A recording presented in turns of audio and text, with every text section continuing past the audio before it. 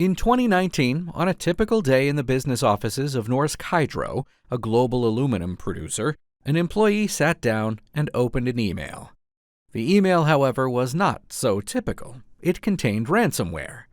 At first, the effects looked like other ransomware attacks on IT systems: email servers glitching, file folders locked, HR systems frozen. But then something stranger happened.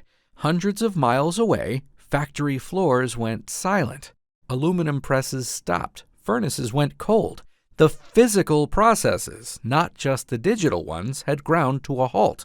A simple office email had shut down a production line. For many of us, that might not seem so surprising. Of course, the digital and physical worlds are connected, right? But here's the thing, they never used to be.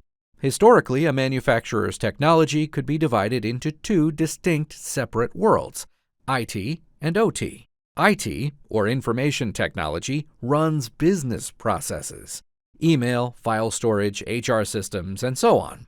OT, or operational technology, runs physical processes: industrial machines, sensors, and control systems. Different systems using different hardware and software in different locations.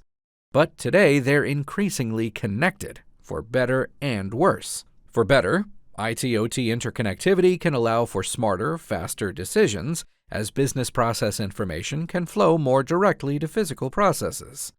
For example, if forecasts project a dip in sales, production can be slowed, reducing waste, operating costs, and unnecessary stockpiling.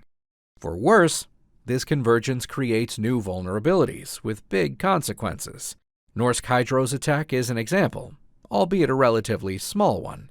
Imagine if bad actors could suddenly control and disrupt other critical physical infrastructure like water systems, power grids, or subway lines.